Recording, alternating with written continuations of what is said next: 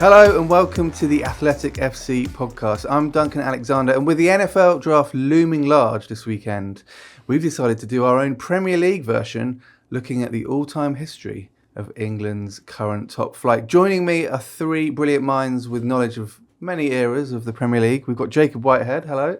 Hello. We've got Jack Lang. Hi. And we've got Oli Kay. Hello. All right, first up, let's outline the rules. We should obviously point out that in the actual NFL draft, there are many teams going for a fairly small pool of players, whereas we've got the history of the Premier League, so that's technically more than 4,000 footballers and four of us. So we've got a lot of space to choose players, but we're still going to put some rules in place. We're going to do what's called a snake draft, which I didn't know what that was until about 10 minutes ago, but apparently that's where we start at one end of this line of people, go up one end. I think Jacob's going to start through to Jack, through to Oli, then to me, and then it goes back the other way. So everyone gets a chance to make their picks. Obviously, as with a real draft, we cannot have two people picking the same player. So if any one of us has highlighted someone that we've got our heart set on, and then someone else gets there first, that rules them out. We're also going to have at least 5 players in each team from the 1992 to 2010 classic era. And then 5 from 2011 to the present day, the modern contemporary era. And then the 11th, well, that's anyone you fancy. Premier League form only. You could try and pick George Weah, but did most of his best work outside of the Premier League, so probably not that wise a decision. Any formation within reason. Jack, I don't want any sort of mad South American formations, just, your classics. And yeah, I think that's probably about it. So without any further ado, let's get going. Okay, let's get underway. Jacob, you've got the honour of the first pick. I feel at a disadvantage here, sort of not knowing lots of the players. Like that George Weah joke just went totally over my head. I've had to ask all sorts of questions this morning. My tactic, first up, I think there's actually relative scarcity on the right wing. I think there's a top shelf, and after that it slightly drops off a bit. So I am going to go with the first pick, Mohamed Salah. Didn't think I'd have this opportunity to pick Thierry Henry, but I do and I will. So Thierry Henry is my first pick. That's very interesting. I was expecting Henry to go first. I wasn't expecting Salah to go first, but I recognise Jack's point about the scarcity value on the right wing, and it's thrown me, and I might therefore go for Cristiano Ronaldo, who I would say didn't necessarily do his very best work in the Premier League, but was pretty good, wasn't he? Well, it was pretty good. I think that's fair enough. Interesting, we've all gone for sort of players that can play out wide, often on the right, obviously Henry on the left more. I'm going to buck the trend and actually go for Roy Keane in central midfield. And I get the next pick, in fact, which is exciting. And I am going to go for Dennis Bergkamp. Wow. Not on my list. Wow. Quite a way down my list. Keane was 11th for my centre mid depth chart. What? What? But you're never seen him play. You're so young. You might be playing mind games with us. This is difficult. There's players on. There's so many players I wasn't expecting still to be on the table. Same. I am going to go for Steven Gerrard. Yeah. Okay. So 3 of my initial top 5 players are still available. So now the question is Thierry Henry a lone striker for me? And I don't think he is. Not his best role, Not his best role. But then again, I get to pick again quite soon. So I might leave that question open and start filling my midfield. And I will do so by picking Kevin De Bruyne. A decision some people may get in real life this summer. Jacob. I've still got one of my top 5 players available. I'm also going to stick with my relative scarcity. And I'm going to pick as sort of playing an attacking midfield role. I'm going to go for Frank Lampard. He was there. Everyone was thinking about him. And then I'm not used to this 2 in a row. So Yeah, I'm going to take the first defender of the draft and sort of try and anchor my defence. I'm sort of stuck between 3 names here. but I'm going to go with Virgil van Dijk. I see centre backs as, I think there are quite a few good options at centre back actually, and in fact most of the defensive positions. So I'm going to leave that for a minute. My choice is already now one of system, because I'm not sure Kevin De Bruyne works in midfield too. We should point out, as Jack muses live here, that I think we want to get to a point where at the end of this process, our teams are judged as teams as well, not just a collection of players. So Yes. some sort of functionality together is attractive. No, I'm going to go for Alan Shearer. I've heard of him. Didn't expect to have the Henri Shearer attack, but there we are. Yes, done. Has Patrick Vieira gone? Yeah. No. Nope. No. Well, then he has now. It's It's there'll be Arsenal fans outraged that he's so far down the list, but there you go. That maybe gives them something else to be outraged by. Yeah, well, yeah, that is true. I mean, it is quite a mad experiment being able to pick anyone in the history of the Premier League, because you do realise there have been quite a lot of good players. And on that basis, I'm going to go for Yaya Toure in midfield. Famously in 2013-14, took 7 direct free kicks, scored 4 of them, which is a better conversion rate with direct free kicks than Juan Pablo Angel had from the penalty spot in his Premier League career. So, a player that sometimes gets forgotten, I think, a little bit, but exceptional performer. And from the same era, up front, I'm going to go for Luis Suarez, who still has scored 2% of the goals Norwich have ever conceded in the Premier League. If my first pick hadn't been Henri, Suarez was the third player on my list. Really? Yeah. Wow. But I don't. Henri and Suarez, they're going to be moving into the same areas, aren't they? Yeah. So I let that one go. You're thinking far too much about the precise technicalities of it, given that to my knowledge, these teams are never going to take the pitch. But God, there are still Never say so no many with good. new baller league. There are still so many. There are still so many good ones. I might take Ashley Cole off the table. I think that's a good move. He was quite far ahead in the left back stakes. Yeah. Okay. Most of the next couple of players on my list are strikers. Don't need any more of them for a bit. Wingers could go either way. I'm going to go for I need a midfielder who isn't super attacking, given that, well, Vieira and Keane, most notably, have both gone. I'm going to go for N'Golo Kante. A man who famously once watched Match of the Day with some fans after missing his Eurostar back to France. I think it's interesting, but lots of you have already gone for your striker, which means I might have choices later on in the game. So I'm going to try and build strength on strength. I'm going to go for a second centre back, Bloody hell.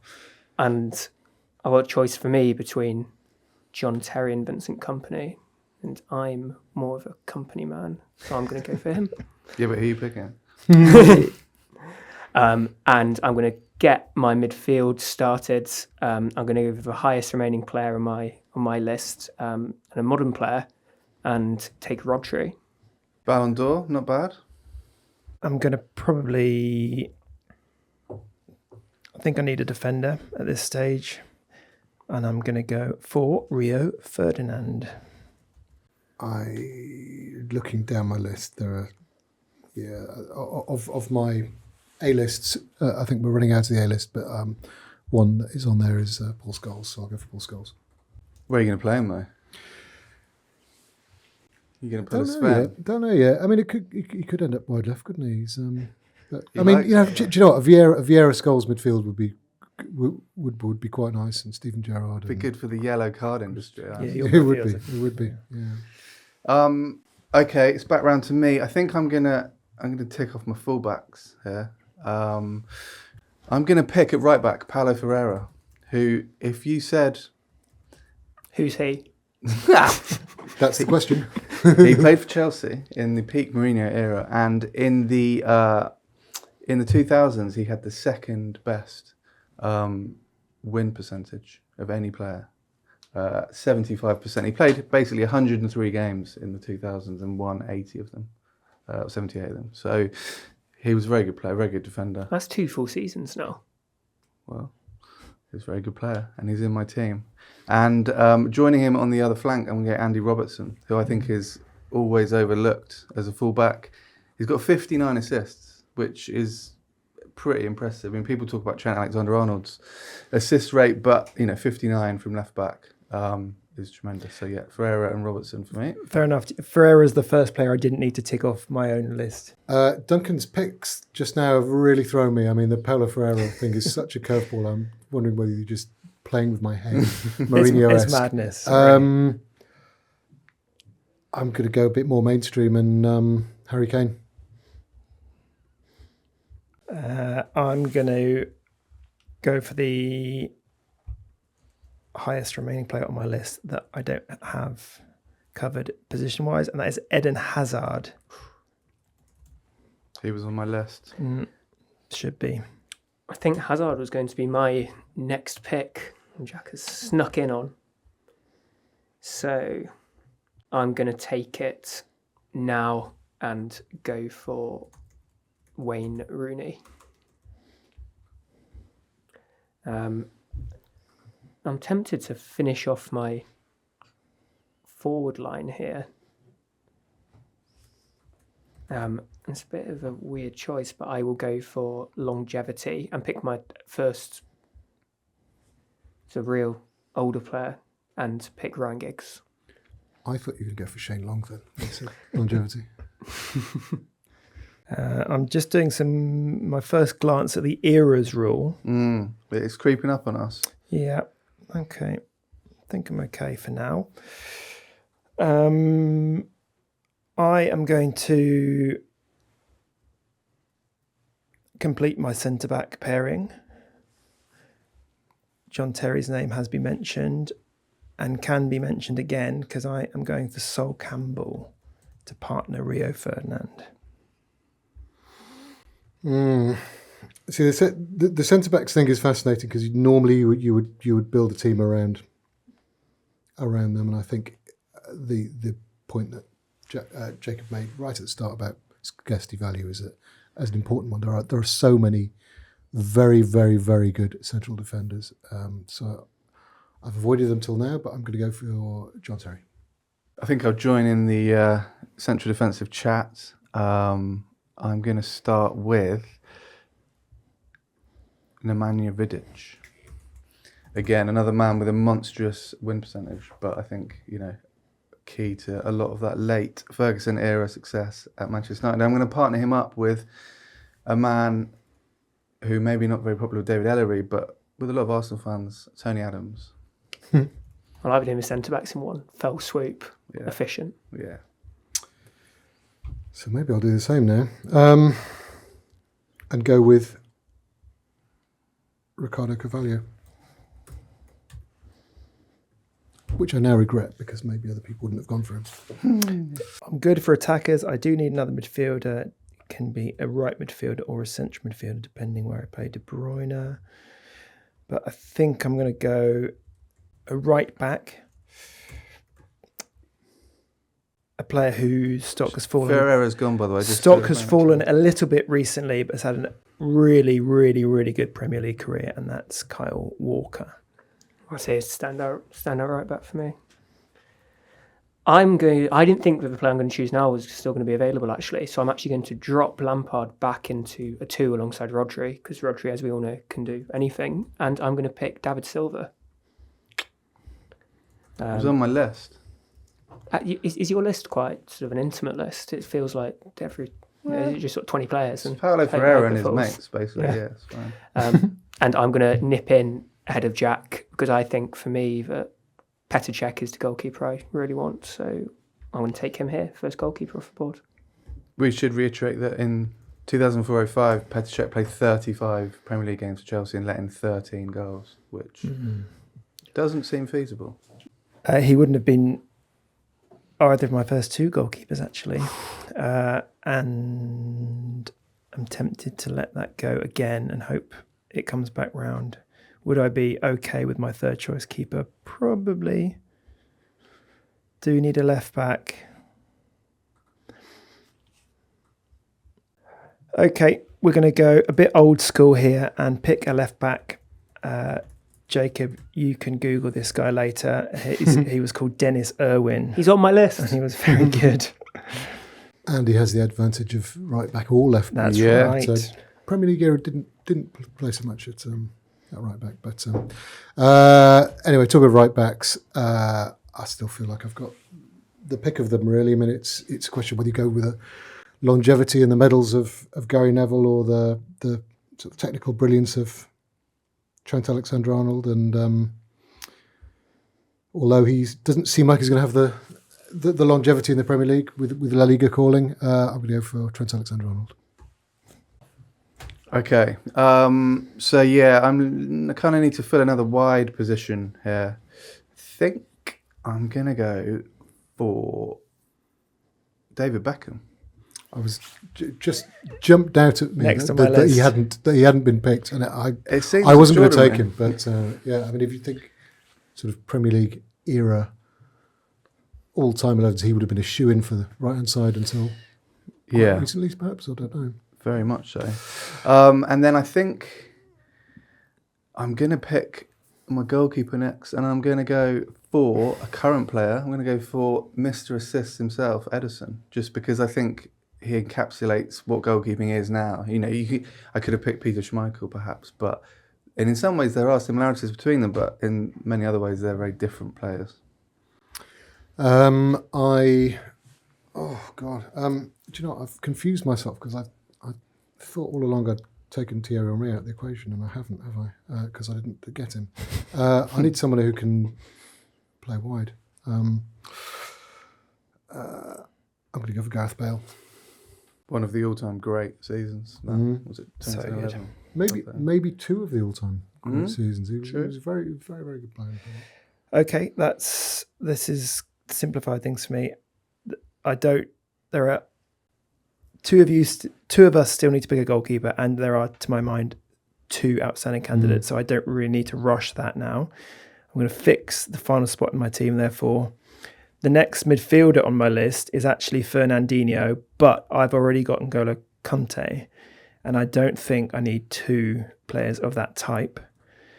So therefore, the decision is whether I pick another slightly more attack-minded central midfielder and play De Bruyne on the right, or a winger and have De Bruyne in a two. And looking at the players I've got available, none of them really play on the right. Beckham I would have had. So I'll go central again, and I'll go Fabregas. I just have a pair of fullbacks to go.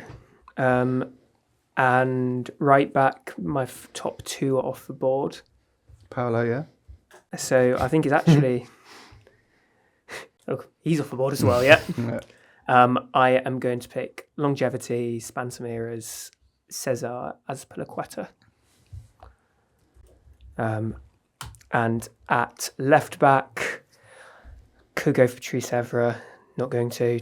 Never really seen Stuart Pearce play, so I'll go for the pick my 9-year-old self would want me to make. And I'm picking Leighton Baines. Nice. Solid choice. Finish my team with the goalkeeper who would have been my first choice anyway, handily, which is Alisson. Yeah, well, goalkeeper like Jack, I've left to the end. I'm left with are Van der Sar and Schmeichel both still available? Yep. I'm guessing nobody else is going to pick a second goalkeeper. God, I'm almost tempted to say Van der Sar, but for pure on the page Premier League all-time 11 look, I think I'll go for Schmeichel. Van der Sar's even though I would say, you know, if it was judging on a global level, I might say Van der Sar. Van der You know Sar's what I mean? funny one because, like, was it 14 clean sheets in a row? Yeah, He kept that brilliant goalkeeper. a mad season, but it kind of goes under the radar. People still Yeah, think yeah. of Ronaldo that year. But he came so late in his career to England that kind of sways it. And doesn't still it? went to Fulham on the way. He was at Fulham and he wasn't massively talked about. But and I'm probably doing him a massive disservice now by picking Schmeichel ahead of him. But Schmeichel purely for how it looks on paper. I was musing about Courtois for a while, sort of Yeah, about when I brilliant. watched Big Nev as well. Okay, so it's my final pick. I'm I could pick a wide midfielder and go 4-4-2. I could pick another forward and do a sort of 4-3-3, which is more tempting. I think I probably need to go, looking at my list of players, modern as well. Although Vidic does kind of span both quite nicely in terms of ticking that off. I think, and team building experts may not like this, but I think just because he's there and I absolutely loved him as a player, and why not? I think he'd work quite well with Luis Suarez as well as Sergio Aguero. I was just about to bring him up as surely the best player who didn't get picked, but last pick is still quite surprising. Okay, well, that's everyone's got their 11. Now it's time to pick a manager to take charge of these fantasy/draft 11. So we'll go in the same order that we began with. So Jacob, if you can go first. I think I have to go with Alex Ferguson. Which is obviously what I would have done. I will go for Jose Mourinho. I'll go for Pep Guardiola then. Had a few choices here. Gus Hiddink in the spring of 2009. If we took win percentages, purely, The Steve Wigley not make it. The energy and the handshake between Conte and Tuchel at Stamford Bridge. I think I'm going to go Arsene Wenger then. He'll get the best out of the Bergkamp, Suarez, Aguero triumvirate. Klopp snubbed. Assistant manager, Jason Tyndall for me. Okay, well, that concludes the initial process of choosing the players and the manager. Now it's the fun bit where we get to critique each other's team. So we're going to start with you, Jacob. You read out your team and its formation, and then we will decide what we think about it. So in a 4-2, not a 4-2, that's not a formation. What is it?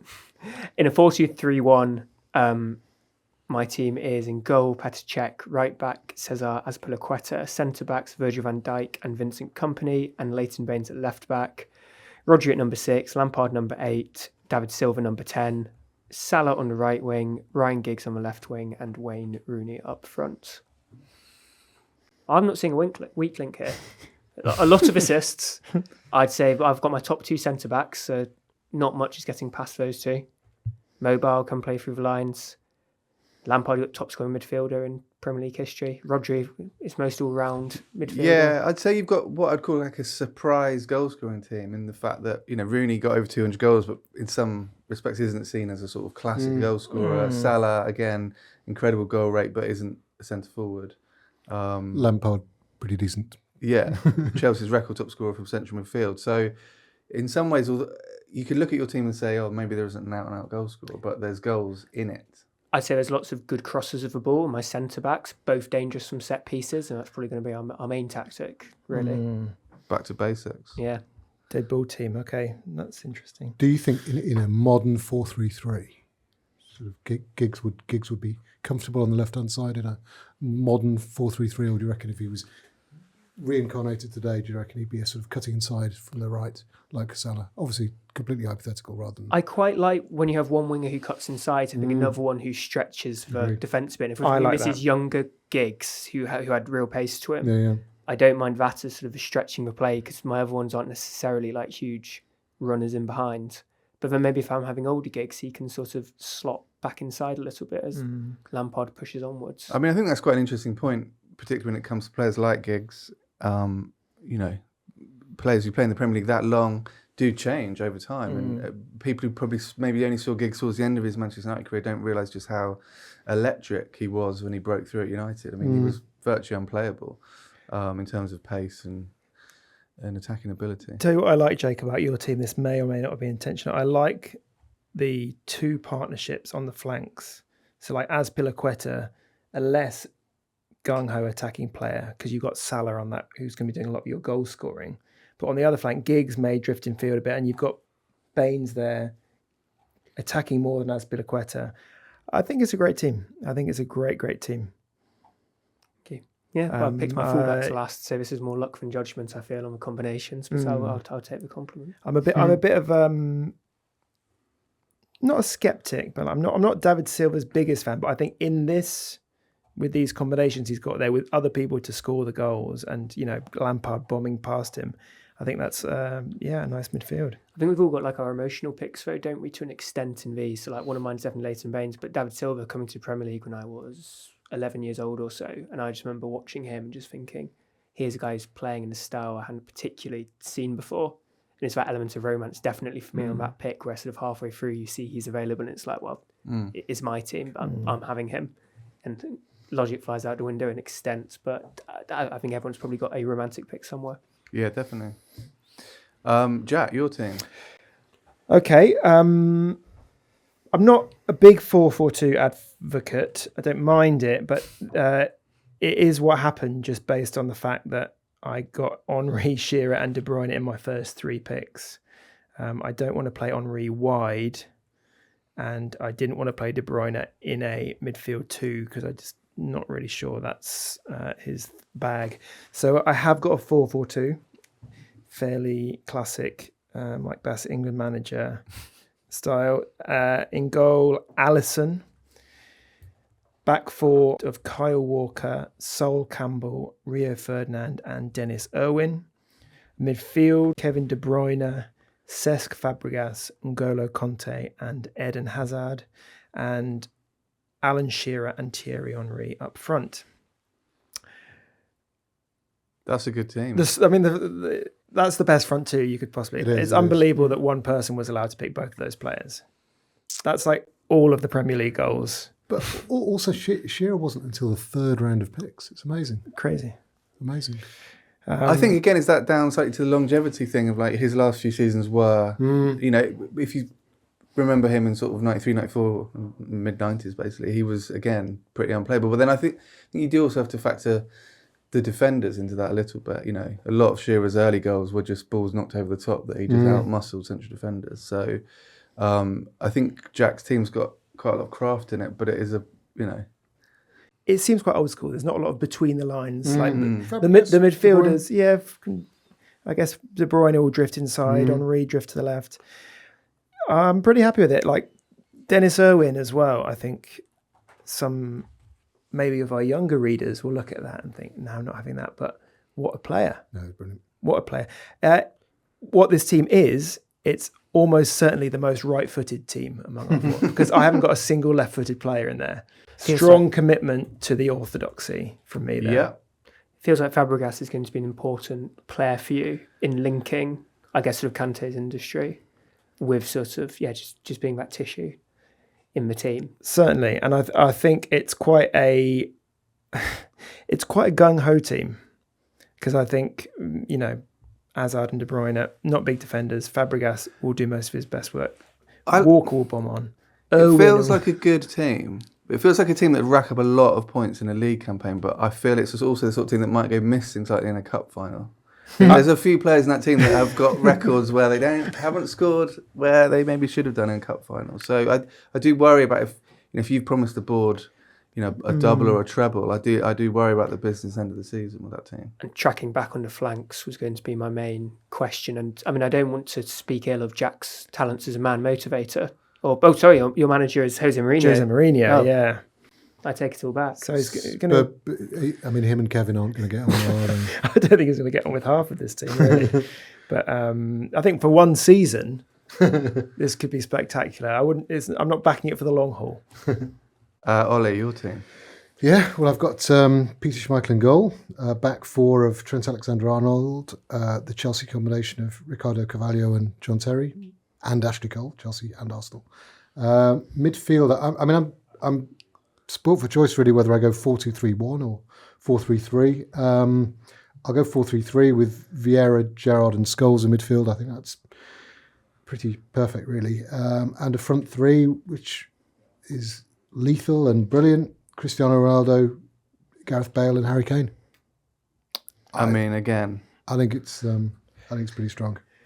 I know I haven't got Paulo Ferreira in there, but I was going to say it's tough to come out of this process with a team that makes people's eyebrows raise.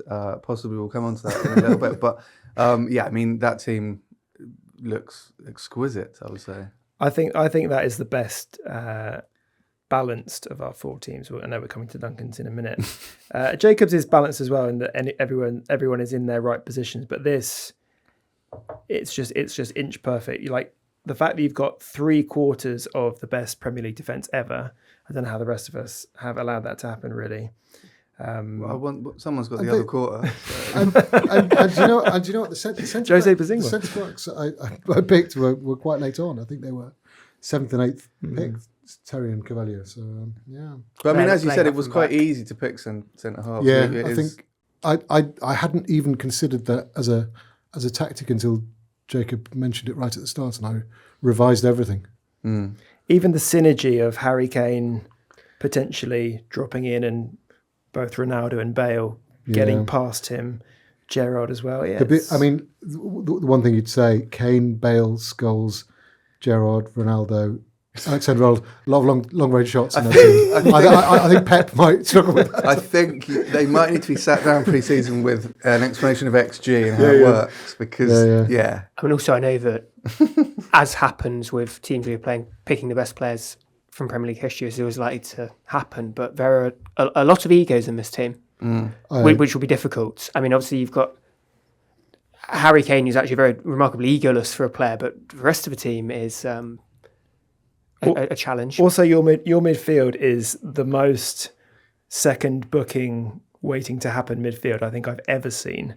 Well, Paul Scholes, Vieira, Gerrard. Scholes, Gerrard. I was banking on them being able to work alongside sort of 1990s referees and the sort of Scholesy Stevie can't tackle kind of thing. You know, they'd be allowed to get away with Mike Riley's drafted a good reducer in the first 10 minutes or so. How are you setting up your midfield three? You just letting him get on with it, or? Well, I'd put Vieira as the deepest of the three, and it's a slight misconception that, because we always remember him as being that, but he was very often the more advanced. Whether it was with Gilberto Silva or with Edu or with Emmanuel Petit, but for these purposes, for on paper purposes, I think you could put the three of them, Scholes, Vieira, Gerrard in Gerrard in a three. They would make it work. I'm pretty happy with that midfield. All right, we'll move on to my team, which is going to be set up in a 4-3-1-2. Edison in goal. Defensive Paulo Ferreira as mooted at right back. Andy Robertson at left back. A muscular central defensive partnership of Tony Adams and Nemanja Vidic. A midfield three of Yaya Toure, Roy Keane and David Beckham. And then a front three, I think, with Bergkamp operating in the hole slightly behind the South American mayhem of Sergio Aguero and Luis Suarez up front. It may not be the most balanced team, but I would posit it's the most exciting. It's definitely the funniest team.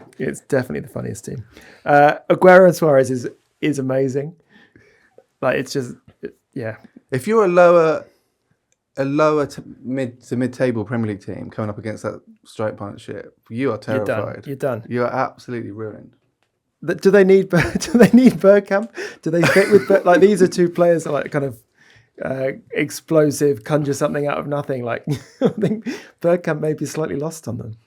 He can just do his own thing, like just behind them. I think Beckham pinging 50-yard passes over the top. I think Bergkamp's there to sort of put Aguero through one-on-one, whereas Beckham's there to sort of, as you say, cross-field pass it to Suarez. And you're almost operating two separate attacking modus operandi in the same team. And Keane and Yaya Toure, I mean, both a lot decent goal returns for players who can play quite defensively as well. I think that's solid. It feels like you have like two teams in general between an attack I describe as mercurial and then your big lads at the back with Keane and Yaya Toure sticking a boot in. Yeah. It's they're like a little square of four men who will definitely kick you. So Beckham's playing in the kind of right-sided central midfield, late career Paris Saint-Germain role. Similar to how he did maybe in the 99 Champions League final, where he was sort of central-ish, but sort of drifted out right. So asking a lot of Paulo Ferreira then as an attacking force. Well, as I said before, one of the most impressive statistical defenders of the 2000s in that Mourinho team. So, not in an attacking sense, though. No, but was he the fourth member of that quartet as well? Or is that cheapening his value. He's suggesting he was the Ringo Starr of the Chelsea back four. He was the best player, as in Pete Best. But yeah, yeah. I think Andy Robertson again. You're right. It is asking a lot of the fullbacks in this team. I think they will need to pop up. But I think, as discussed with Jacob's team a little bit, I think Robertson can shoulder that load. There's another major concern with your team. What's that? Roy Keane and Andy Robertson, baby. Yeah. They don't. Hopefully, we don't get that. They don't like each other, do they? One as well, but barged into them. But look, I think all these teams, there's going to be ego issues. I don't think anyone's team comes out of this process, everyone all hugging. Maybe Jacobs a bit more. Two defenders who I would say very, very good defenders. Maybe not the fastest. So you might be quite deep. Might be quite stretched out. Yeah. And maybe Edison's long balls come into their own in that respect. If you do want to play though to cover a large distance in the midfield, Yaya Touré's up there, isn't he? As long as it's running forwards. True. I think Adams and Vidic, is a sort of, it's quite an old school sort of defensive pairing. Would I think that's quite slightly deep, harsh on wouldn't Tony Adams. I think he had a level of invention at that position that gets overlooked a little bit. Okay, but you would say though that they're sort of not the sort of modern refined central defender in a way that for example Van Dijk or John Stones or something. That is true. That's fair. I could see a goalkeeper playing perhaps ahead of the slightly more advanced than the central defenders. Yeah, I mean, Arsene Wenger is the manager I've chosen, and he does quite like changing the rules of football a bit. So why not have your goalkeeper operating slightly? And there's a keeper in the second Bundesliga right now who basically almost plays as an auxiliary midfielder. So sounds great. It's definitely the team that has the strongest whiff of Garth Crooks about it. I will take that. Okay, so that was our 4 teams. I'm sure you will all have opinions on those. What about all the players we didn't pick? I mean, as we said at the start, there's so many great players in the history of the Premier League and only 4 of us, so there was bound to be many, many players that slipped through the net. Ollie's going to read out a team that we've just quickly constructed of non-chosen players. And it's really good. It's probably it would stand comparison with the teams we have picked. I'm slightly in two minds about who the second central defender should be, so maybe I'll come back to that. But Edwin van der Sar, who I agonised about. Gary Neville, who's sort of commonly probably the most popular choice when people say who was the best right back in the Premier League era. So Gary Neville didn't make it.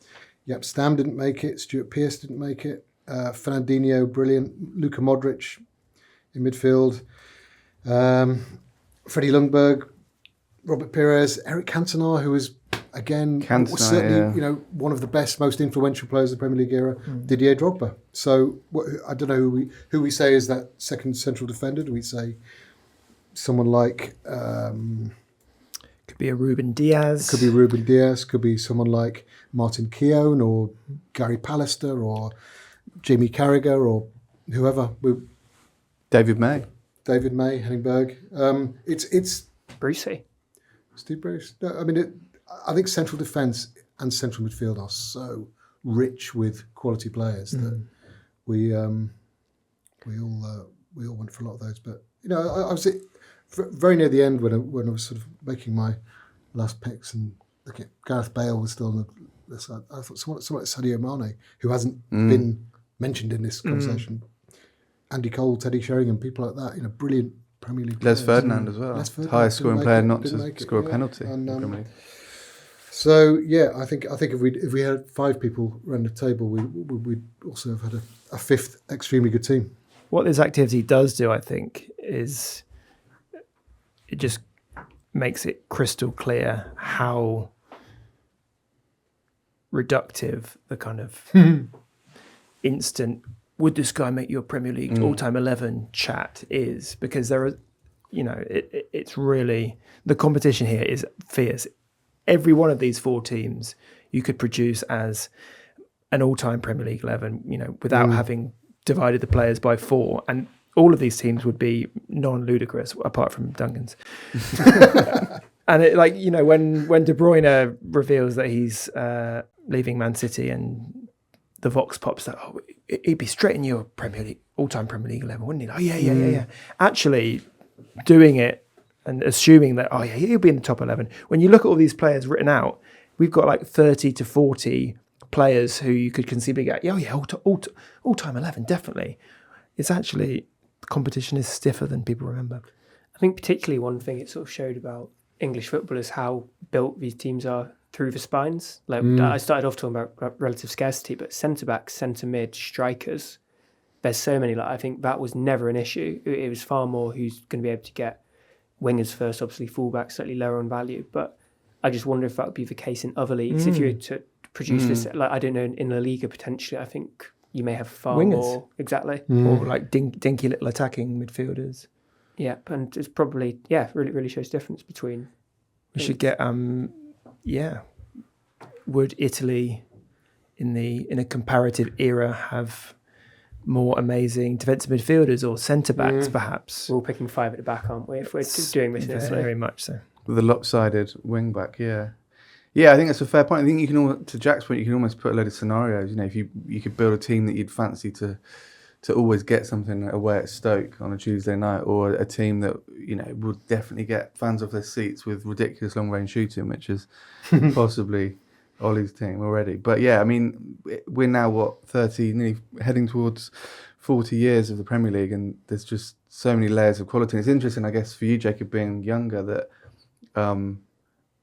you know, is it hard, where do players, sort of the older players, kind of drift into your consciousness? Is it a sort of, you know, do you know that sort of Bergkamp, what sort of player he was, or is it just, you know, from watching highlights? Just to put this into context, and sorry for speaking out of class here, Jacob earlier was asking a few funny questions, like tongue in cheek, and our tendency, I think, is to kind of be a bit like, you know, oh, he's so young, he doesn't get it. But like, we are talking about, you know, I don't know anything at all about 80s football.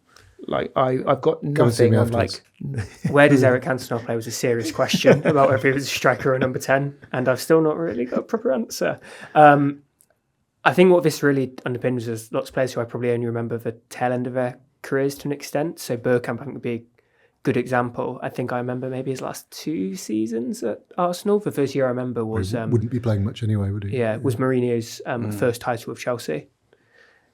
And same goes with guys who, like Alan Shearer, for example, been picked so early. Like I know his record's incredible, but it's difficult for me to pick those sorts of figures over say Wayne Rooney, who was, you know, I sort of almost remember around the time he was making his debut for Everton and then going on. So I think it's amazing how many players straddle that era, though. How many players were played across that 2010 moment. I think what people forget is that every era has great players, medium players and poor players, and it's kind of like, depending on what age you are and what frame of mind you're in, you can pretty much pick a great team from any era. Okay, well, thanks very much to Jack, to Oli, to Jacob, as well as you for watching the video. Be sure to like the video and subscribe to our channel if you haven't already, and do leave a comment to let us know which team you like the most and why it's mine or not. That's all for now. We'll catch you next time. If you want to watch more episodes of the show, please subscribe to the channel. We'll be joined by the likes of David Ornstein, Matt Slater, Adam Crafton, Carl Anker, and plenty more through the season. If you'd like to listen to the episodes in full in audio form, search The Athletic FC wherever you get your podcasts from.